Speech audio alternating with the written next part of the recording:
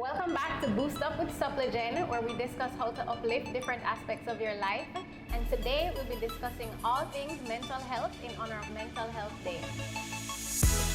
I'm your host, Danishka, and today I'm joined by Jamar McFarlane, Jamaican filmmaker, musician, and mental health advocate.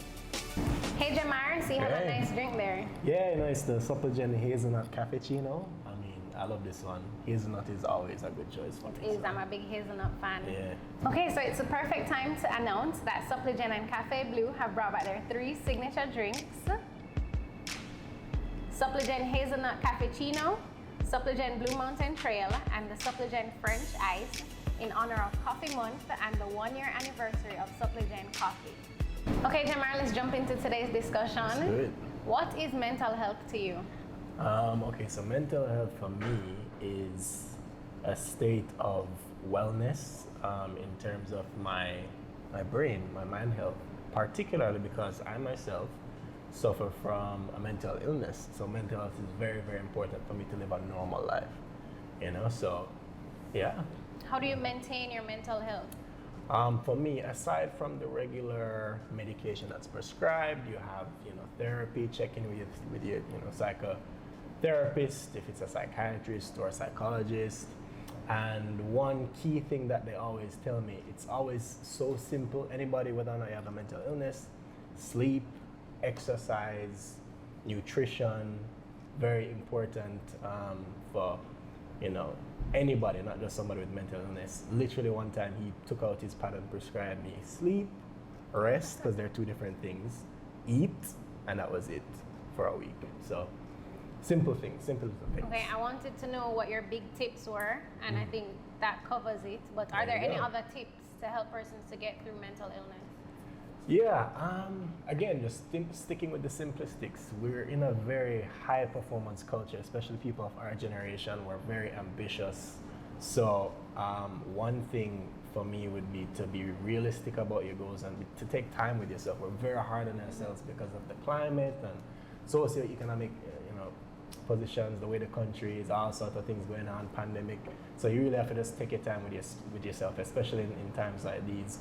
Do stuff you like, go to the gym, make some music, hang out with your friends, turn off the news, turn off your phone.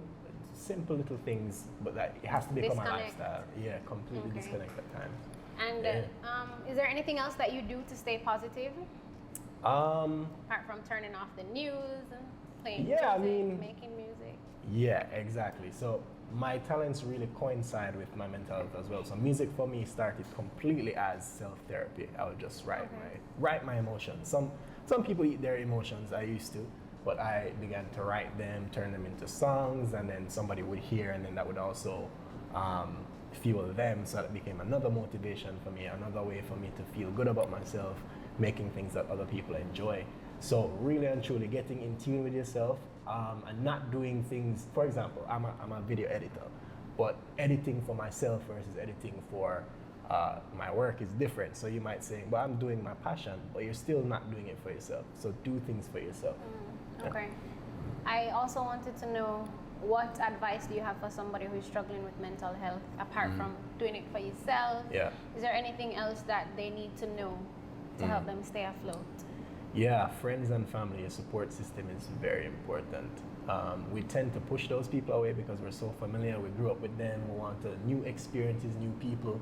But my parents, my sister, my close friends from high school, when things get rough, you really see who the important people are in your life, especially if you're going through a tough time mentally.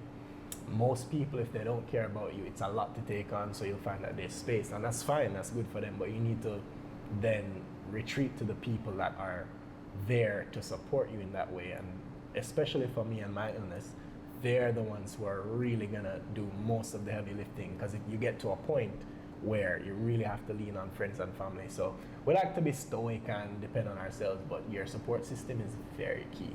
Yeah. Okay, well, I think that was a great discussion. I now have some questions from social media, Oh my God, so I'm going to jump into those. It's really short. All right. All right, do you believe someone's mental health defines them as a person? No, not at all. It's just like somebody with diabetes. It doesn't necessarily define them. It's just an affliction that they may have, medical condition that they cope with, but that's not who they are, you know? So, definitely. Have you ever faced or witnessed discrimination? Oh yeah, of course. Especially in Jamaica, where it's not really a broader topic yet, which is why shows like this are amazing. But I've experienced not only that, but violence because of the nature of my illness. I'm bipolar type 1, so I'm a manic person. So if I'm not on my therapy properly and I end up in an episode, you could have somebody who is intimidated by that kind of energy, that kind of passion, the wildness of your eyes, and especially Jamaican men, they take you as a threat.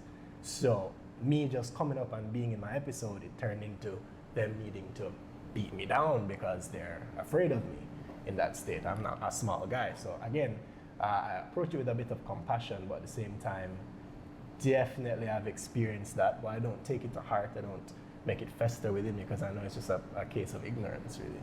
Yeah. Okay. Yeah. How do you maintain a stable mental health during the pandemic? I know it would have been one thing before, but...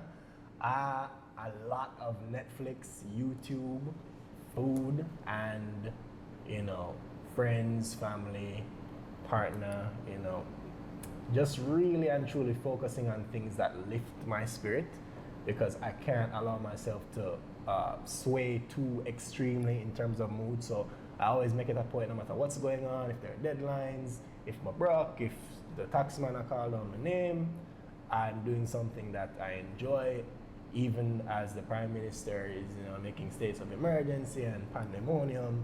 I'm still gonna make sure I'm watching my anime every week and make sure I say, all right, I'm good. I know what happens with my favorite character. I don't care what's going on in the world for this hour that I have set aside for myself. So, yeah. Okay, so that 1 hour that you set aside where you distance yourself from the world, it really helps you with all the 23 hours. Right, and that's why I love my industry so much. We literally, our job is to create alternate realities for people to escape to. So we will create a show and a movie that somebody can turn their brain off for an hour, depending on what genre it is, and immerse themselves in a different person, a different world, a different storyline. I think there's merit in that, so, yeah. Okay, and the final person says, I think my friend may be struggling with her mental health. What's the best way that I can help?